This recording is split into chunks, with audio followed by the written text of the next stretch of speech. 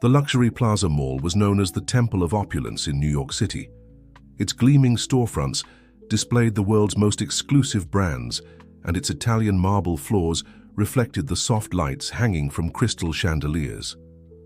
It was a place where the city's elite paraded their wealth without shame, where platinum cards slid effortlessly, and where money seemed to flow as naturally as the water in the decorative fountains. On that Thursday afternoon, Helen Morgan strode through the mall's corridors like a queen in her castle. Her Louboutin heels marked a precise rhythm on the immaculate floor, while her latest Valentino dress swayed gently with each step.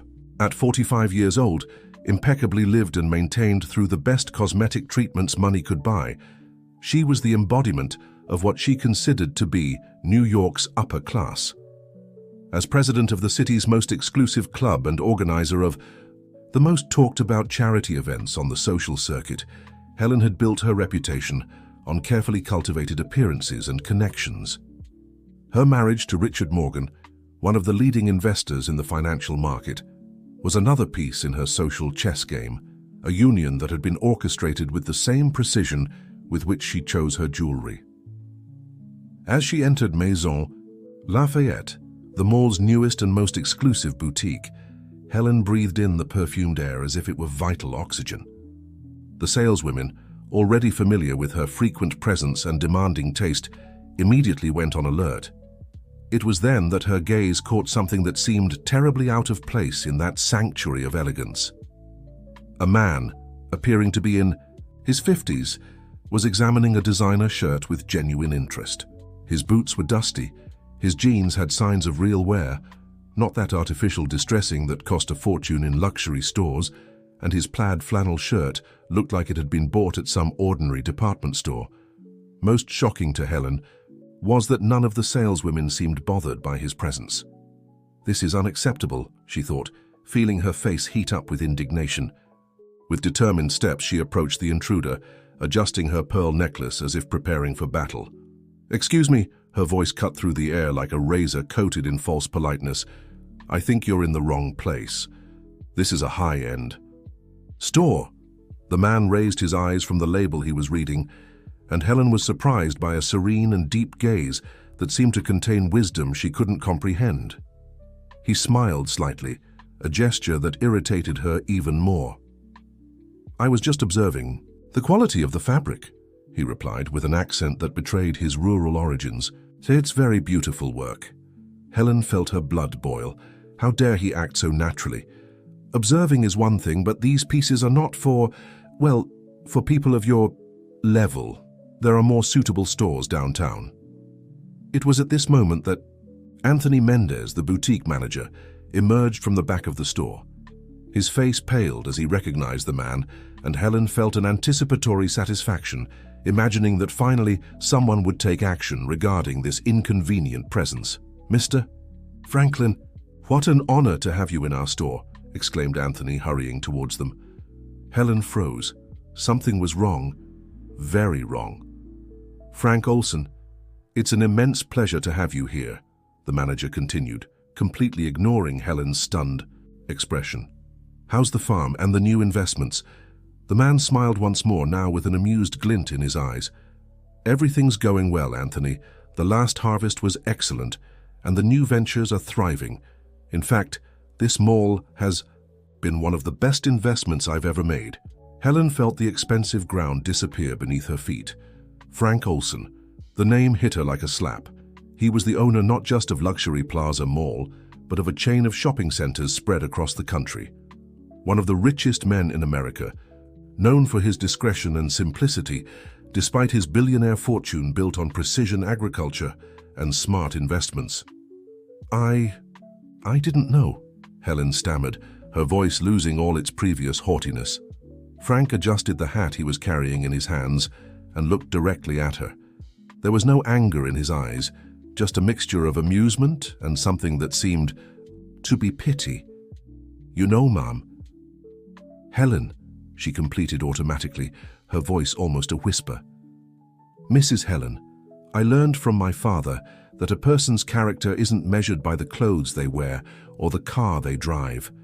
It's measured by how they treat others, especially those they believe can't offer them anything in return. The silence that followed was deafening. The saleswomen pretended to be busy, but Helen could feel their sidelong glances, some of pity, others of poorly disguised satisfaction. Her reputation, so carefully built, was in tatters. "Anthony," Frank turned to the manager, "I think we need to review some service policies. Every customer deserves to be treated with respect, regardless of their appearance." "Yes, sir, of course," replied the manager, casting a meaningful look at Helen. Unable to bear the situation any longer, Helen spun on her heels and left the store as quickly as her dignity allowed. Her face burned with shame, and for the first time in many years, she felt small, insignificant. Meanwhile, in the store, Frank continued examining the shirts with the same calm interest as before. One of the saleswomen, still impressed by the scene, approached timidly. "Are you going to take any piece, Mr. Olson?" He smiled, returning the shirt to the hanger. "Not today. You know, I have enough clothes at home. I just like to see how things are going around here from time to time. It's important to keep your feet on the ground, don't you think?" The lesson of that day would echo for a long time in the corridors of Luxury Plaza Mall. And Helen Morgan would learn the hard way that sometimes appearances are not just deceiving. They are a prison we build for ourselves. If this story interested you, don't forget to subscribe to our channel and give a like. Tell us which city you're watching us from. We'll continue. Helen arrived at her penthouse in Upper East Side with trembling hands. She threw her Hermes bag on the Italian velvet sofa and poured herself a glass of wine, trying to calm her nerves. The encounter with Frank Olson had shaken not just her afternoon, but the entire structure of certainties upon which she had built her life. Through the huge floor-to-ceiling windows, she contemplated the city sprawling below, feeling strangely out of place in her own territory. For years, she had reigned supreme in her social circle, dictating trends, deciding who was in or out of the select group that attended her events. Now, for the first time, she was experiencing the bitter taste of humiliation. Her cell phone wouldn't stop vibrating. News traveled fast in the social circle, and she could imagine the messages in the socialites' WhatsApp groups, commenting on her embarrassment. Helen Morgan, the Ice Queen, had melted in front of a man dressed like a common farmer, who turned out to be one of the country's biggest businessmen. The sound of the door opening announced the arrival of her daughter, Victoria. At 22 years old, the young woman was the image of her mother in her youth, but with a fundamental difference. She didn't share her mother's obsession with status and appearances. "Mom, what happened? I received some strange messages."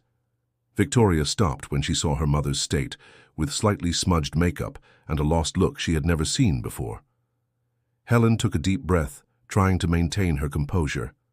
"Nothing you need to worry about, dear. Just a small misunderstanding at the mall." Victoria sat down next to her mother, her eyes revealing that she knew more than she was letting on. "Small? That's not what I was told. They said you tried to kick Frank Olson out of Maison Lafayette. How do you already know about this?" Helen asked, her voice betraying her surprise. "Mom, do you know Brian, Mr. Frank's son? He studies with me at the business school. Actually—" Victoria hesitated, biting her lower lip. "We've been dating for 3 months. The wine glass slipped from Helen's hands, staining the Persian rug. "What? How could you hide this from me?" "Because I knew exactly how you would react. Brian is amazing, Mom. He works on social projects, is developing a sustainable agriculture program for small producers, and doesn't care about all this ostentation that you value so much." Helen closed her eyes, feeling a headache approaching. Her world was crumbling at a dizzying speed. First the embarrassment at the store. Now she discovered that her daughter was dating the son of the man she had publicly humiliated. "And there's more," Victoria continued, her voice gaining confidence. "Mr. Frank is organizing an incredible project to revitalize underprivileged areas through the implementation of community gardens and professional training centers. Brian and I are involved and—" She paused dramatically. "He's going to present the project at the next club event." The club, the exclusive Millennium Club of which Helen was president. The most important charity event of the year was scheduled for 2 weeks from now, and she had personally selected each guest, every detail of the decoration, every item on the menu. It was her moment to shine, to reaffirm her position at the top of the social pyramid. Impossible, Helen abruptly stood up. Everything is already organized. We can't change the program now. Actually, we can. Victoria pulled out her cell phone and showed a series of messages. The club's board just unanimously approved it. They were impressed with the reach and potential of the project. Helen sat down again, feeling defeated. You don't understand, Victoria. I have a reputation to maintain. After what happened today, you have two choices, Mum, Victoria interrupted, her voice soft but firm. You can lock yourself in this apartment, avoid social events and watch your influence disappear, or you can turn this situation into an opportunity for change. The young woman stood up and walked to the window, observing the sunset that was tinting New York City's sky in orange hues. You know what I admire most about Mr. Frank? He never forgot his roots. He started as a small rural producer, expanded his business through hard work and vision for the future, but kept his values intact. People respect him not for what he has, but for who he is. Helen observed her daughter with different eyes. When had she become so mature, so self-assured? Perhaps it was time to admit that the world was changing, and that her old rules of social conduct no longer made much sense. What do you suggest? She asked, surprising herself with her own willingness to listen. First, you need to apologize to Mr. Frank, not because he's rich or powerful, but because you were wrong to judge someone by their appearance. Then, Victoria smiled, how about using your influence for something really meaningful? His project can transform the lives of thousands of people. At that moment, Victoria's cell phone rang. It was Brian. She answered, putting it on speakerphone at her mother's request. Vic, you won't believe it. The young man's excited voice filled the room. Dad just told me about the encounter with your mom at the mall. But you know what he said? That he admired how she maintained her composure even after discovering who he was. He said that people like that, who can recognize their mistakes, are rare these days. Helen felt tears forming in her eyes. How could that man be so generous after the way she had treated him? He wants to invite both of you for lunch on Sunday at the farm, Brian continued. He said he wants to personally show how the project works, and that it would be great to have the Millennium Club's support. Victoria looked at her mother, waiting for her reaction. Helen took a deep breath, discreetly wiped away a tear, and nodded. Tell your father it will be an honor, she replied, surprising herself with the sincerity in her voice. And Brian, welcome to the family. When she hung up the phone, Victoria hugged her mother tightly. I'm proud of you, Mum. This is just the beginning of a new phase. Helen returned the hug, realizing that her daughter was right. Maybe it was time to redefine what it meant to be truly important in life. As the sun set over New York City, she began to mentally plan the changes she would need to make. Not just in the charity event, but in her own way of seeing the world. The president of the Millennium Club was about to learn that there are things more valuable than money and social status, and surprisingly, this lesson was beginning to seem more liberating than frightening. Sunday dawned with a different clarity at Clear Creek Farm, Frank Olson's property. Located 2 hours from New York City, the farm was an oasis of tranquility amidst the bustle of modern life. The first rays of sun illuminated the verdant fields and high-tech greenhouses that made this place a model of sustainable agriculture. Helen nervously adjusted the simple dress that Victoria had convinced her to wear. No high heels or extravagant jewelry, just an elegant and discreet outfit that seemed strangely appropriate for the environment. Her Porsche Cayenne was parked next to a dusty pickup truck, a juxtaposition that days ago would have horrified her, but now drew an ironic smile. Welcome to Clear Creek, Frank emerged on the porch of the main house, wearing his usual simple clothes. Beside him, Brian smiled, his eyes fixed on Victoria. Helen noticed how the young man had the same serene features as his father. The same elegant simplicity that she now began to understand had nothing to do with money. Mr. Olson, Helen began, but was interrupted by a friendly gesture. Please call me Frank, and you don't need to say anything about the other day. We all have our learning moments. The generosity of that man completely disarmed her. How could someone have so much power and influence and still maintain such humility? "Come, I want to show you something." Frank guided them along a path that led to the back of the property. As they walked, Helen observed fascinated the mixture of technology and tradition. Drones flew over the plantations, while local workers tended to an organic garden using ancestral techniques. "This is our training center," Frank explained, indicating a modern complex that stood out from the rural landscape. "Here, small producers learn sustainable agriculture techniques, financial management and marketing. But most importantly," he smiled, "they learn to value their roots." Inside the center, several farmers were participating in a class on hydroponics. Helen was surprised to see that many of them were using tablets and laptops, taking notes and asking pertinent questions about agricultural technology. "You must be wondering why a businessman of my level would care about small producers," Frank commented, noticing her interest. "Actually," Helen replied, surprising herself, "I'm wondering why I didn't care about this before." Frank smiled, pleased. "You know, when I started, I was one of them. My father had a small farm, barely enough for sustenance, but he taught me something that no university could teach: the value of the land and the people who work on it." They walked through the complex. Helen noticed something curious. All employees, from the most senior to the simplest, greeted Frank by name and were treated the same way by him. There was no visible hierarchy, only mutual respect. "Dad," Brian called, approaching with Victoria, "can I show Helen the community garden project?" "Of course," Frank nodded. "In fact, I think she'll be especially interested in the management model we've developed." The young couple guided Helen to an area where several models and digital presentations showed the project that would be presented at the club event. It was much more elaborate than she had imagined. Besides the gardens, there were plans for distribution centers, work cooperatives, and even a brand for commercializing the products. "The goal is not just to create gardens," Brian explained, his eyes shining with enthusiasm. "It's to create a complete ecosystem of social and economic development. People don't need charity, they need opportunities."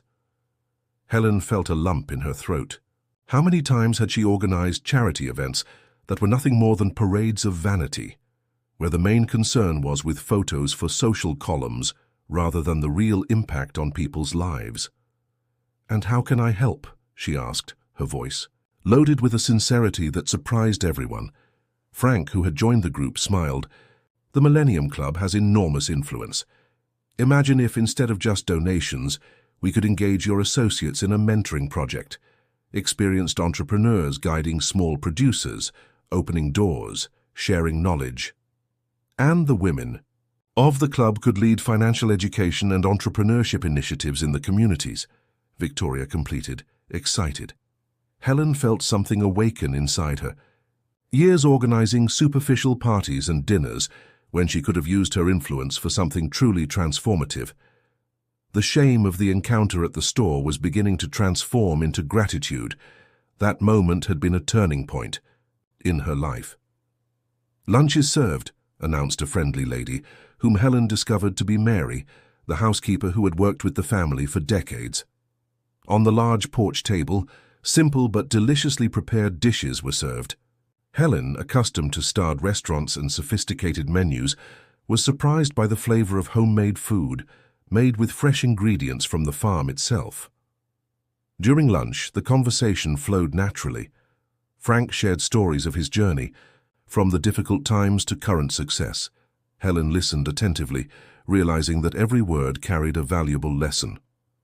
"You know, Helen," Frank commented as they savored dessert, "you reminded me a lot of my late wife when I first met her." Everyone at the table fell silent.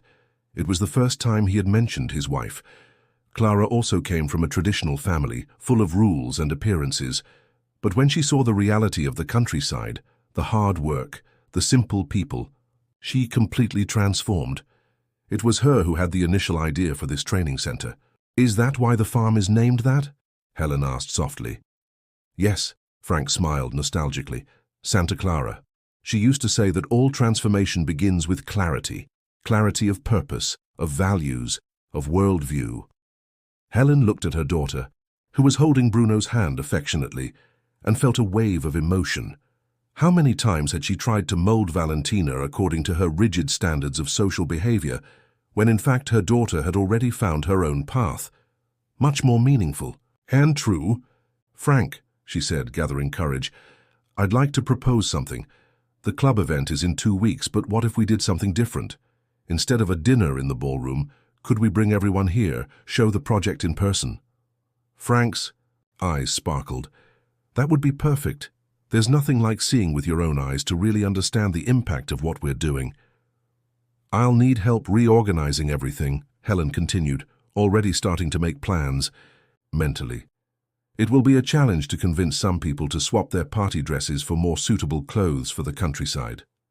"That's exactly the kind of challenge we need," Frank replied. "Sometimes we need to take people out of their comfort zone so they can see new perspectives."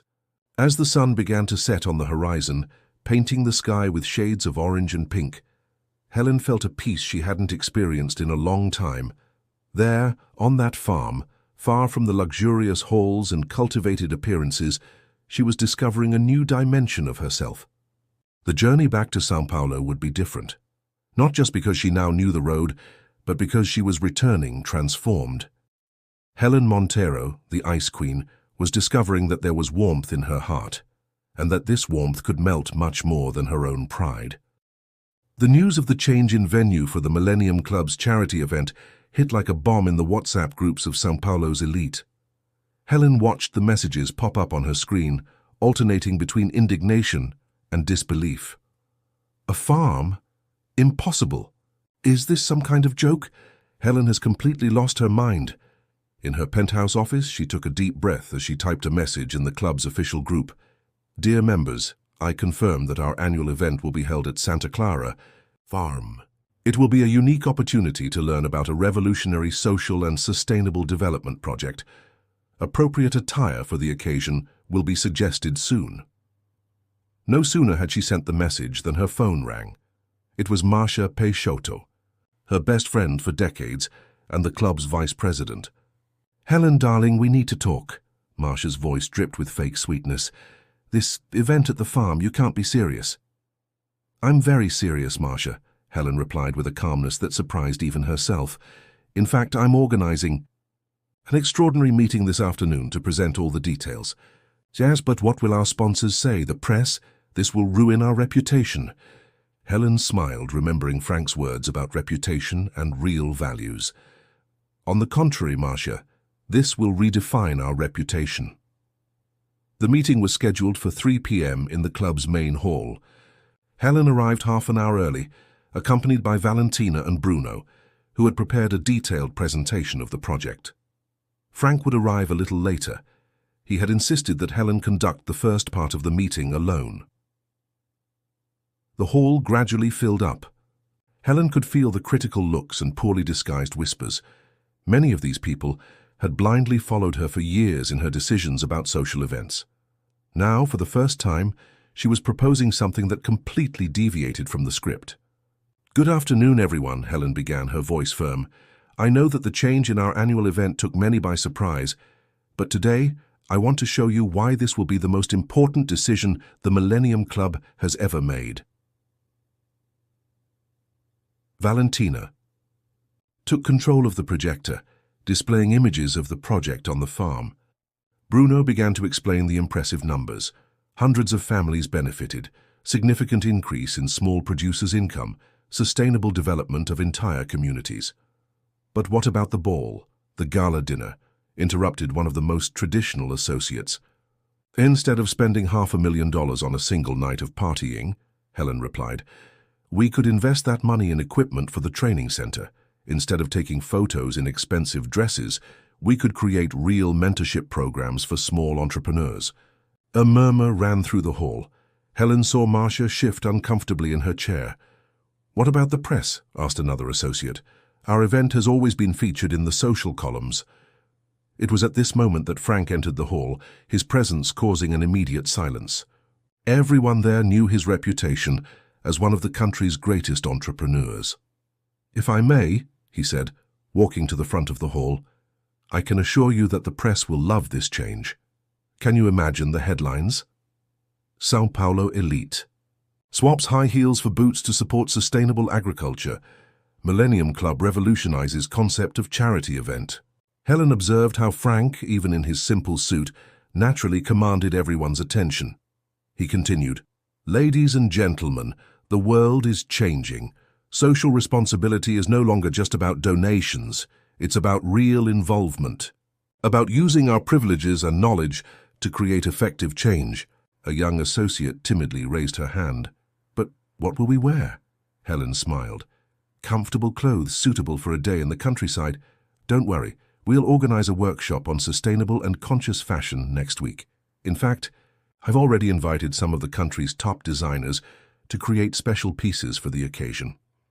The mention of famous designers seemed to calm some nerves. Helen realized that the transformation would need to be gradual. She couldn't expect everyone to change their perspectives overnight, just as she herself was still in the process of change. "I have a suggestion," said Marcia, surprising everyone. "What if we organized a preliminary visit to the farm? An immersion day so everyone can get to know the project before the main event." Helen looked gratefully at her friend. Maybe there was hope for all of them after all. "Excellent idea," Frank approved. "We can organize practical workshops, show how the greenhouses work, introduce some of the families benefiting from the project." The meeting continued for 2 more hours, with lively discussions about logistics, scheduling, and possibilities for involvement. Gradually, the initial resistance transformed into curiosity and even enthusiasm. As everyone began to say goodbye, Marcia approached Helen. "You know," she said with a sincere smile, "at first I thought you had gone crazy. But now, I think we all needed a little craziness in our overly programmed lives." Helen hugged her friend, moved. "Sometimes we need to get a little lost to truly find ourselves." Frank, who was observing the scene from afar, approached with Bruno and Valentina. "Congratulations, Helen," he said. "It's not easy to swim against the current, especially when you're used to leading that same current for so long." "Thank you for giving me this opportunity," she replied, "for showing me that there are other ways to make a difference." As they left the club, Helen looked at the São Paulo sky, now painted with the colors of dusk.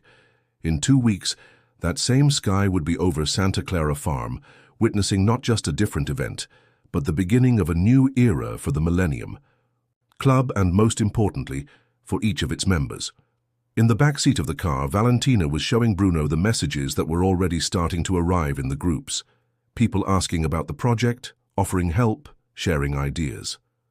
The transformation was just beginning, and for the first time in a long time, Helen felt she was part of something truly meaningful. The old Helen, who had tried to expel Frank from the luxury store, now seemed like a distant person, almost a stranger. In her place, someone stronger, more aware, and above all more human was being born. The day of the big event dawned with an exceptionally blue sky over Santa Clara Farm. Helen arrived early, wearing a linen outfit specially designed for the occasion, elegant yet appropriate for the rural environment. Her old jewelry had been replaced by artisanal pieces created by craftswomen from the social project. The executive buses began to arrive, bringing the Millennium Club members. To Helen's surprise, most had embraced the spirit of the occasion. Women stepped off the vehicles wearing looks developed in the sustainable fashion workshop, and men seemed comfortable in their more casual attire. "This is surreal," commented Marcia, approaching Helen. She wore an organic cotton dress and short boots. "I never imagined I'd see Margaret van der Berg wearing sneakers." Helen smiled, observing the German socialite who normally wouldn't leave home without her Louboutins. People can surprise us when we give them the opportunity to change.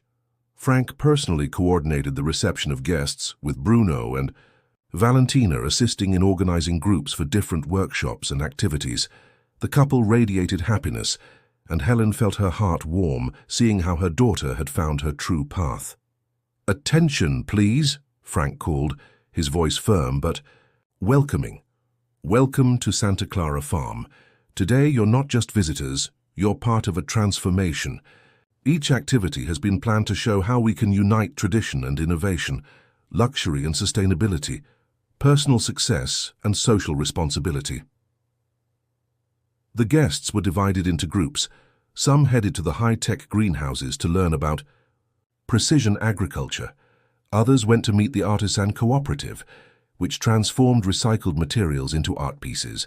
A third group would visit the training center, where young people learned programming and agribusiness management. Helen accompanied a bit of each activity, her heart swelling with pride at each expression of surprise and admiration from the guests. In the community garden area, she saw the president of a large bank kneeling in the dirt, learning about composting from a local farmer. In the sustainable cooking workshop, socialites who normally only frequented starred restaurants were learning to make bread with natural yeast. "Helen," called a familiar voice. It was Regina Torres, editor-in-chief of the country's most important society magazine. "This is absolutely extraordinary. I want to do a special feature on this transformation of the Millennium Club. The Conscious Luxury Revolution. What do you think of the title?" "Perfect," Helen replied, "as long as the article focuses more on the project and the people benefiting than on us." Regina's eyes widened, surprised by the response. The old Helen would have demanded prominence in the photos and headlines. Lunch was served at large shared tables set up under old fruit trees. Dishes prepared with ingredients from the farm itself were served on artisanal ceramic plates. The wine, normally imported from France or Italy, came from small Brazilian producers who were receiving mentorship from the project. During the meal, Frank stood up to give a speech. "A few weeks ago I had an interesting encounter in a luxury store," he began, smiling at Helen. "An encounter that could have ended in embarrassment, but which turned into the beginning of something extraordinary. Sometimes we need a reality check to awaken to new possibilities." Helen felt her eyes water, remembering that day at Maison Lafayette. How distant that arrogant woman who had tried to expel Frank from the store seemed now. "Today," he continued, "we're not just holding a charity event, we're planting seeds of change. Each of you here has the power to multiply this impact. Your knowledge, your connections, your influence, all of this can be used to transform lives." Bruno and Valentina then presented the preliminary results of the project. Impressive numbers of families benefited, increased income for small producers, young people finding skilled work opportunities without having to leave their communities. "And this is just the beginning," announced Valentina, beaming. "Several club members have already offered to be mentors. We have entrepreneurs willing to create distribution channels for the cooperative's products, lawyers offering legal support, doctors proposing preventive health programs." The day continued with more activities and workshops. At dusk, when the gala ball would normally take place, guests were surprised by a cultural presentation. Young people from the project, along with local artists, presented music and dance that blended tradition and modernity. Under the stars that began to dot the sky, Helen found a moment of quiet. Frank approached, offering a cup of coffee freshly harvested and roasted on the farm. "You know," he said softly, "Clara would be proud to see this. She always said that true elegance isn't in what we wear, but in how we treat people." "She was a wise woman," Helen replied, "just like my daughter. Sometimes we need the younger generations to teach us what really matters." At that moment, Valentina and Bruno approached, followed by Marcia and other club members. Everyone seemed transformed by the day's experience, lighter, more connected, more human. "Mom," called Valentina, her eyes shining, "Bruno and I have an announcement to make." The young couple intertwined their hands. "We've decided to get married," announced Bruno, "and we want to have the ceremony here on the farm with an associated social project. For each guest, a family will be sponsored in the development program." Helen hugged her daughter, tears now flowing freely. "Nothing could make me happier," she said sincerely. Night fell over Santa Clara Farm, but the sparkle in the eyes of those present indicated that something new had been born there. The Millennium Club would never be the same, just like Helen, and every person who had participated in that transformative experience. As the guests said goodbye, many already making plans to return and get more involved with the project, Helen observed the starry sky. Somewhere, she was sure, Clara was smiling. The farm that bore her name continued to transform lives, now in an even broader and more meaningful way. Luxury, Helen had learned, wasn't in expensive clothes or shiny jewels. It was in the ability to make a difference in people's lives, to build bridges between different worlds, to transform prejudice into understanding. And as for the old Ice Queen, well, she had completely melted, giving way to a stronger, more aware and infinitely happier woman. Dear listeners, we hope that Helen's journey of transformation has touched your hearts. To continue exploring equally inspiring stories about life changes and personal discoveries, we've prepared a special playlist that you can find by clicking the link on the left. If this story moved you, don't forget to subscribe to our channel and give the video a like. Every day we bring unique narratives that make us reflect on the true values of life. Share your own transformation experiences in the comments, because each story of change can inspire other people to also discover new horizons. Until next time.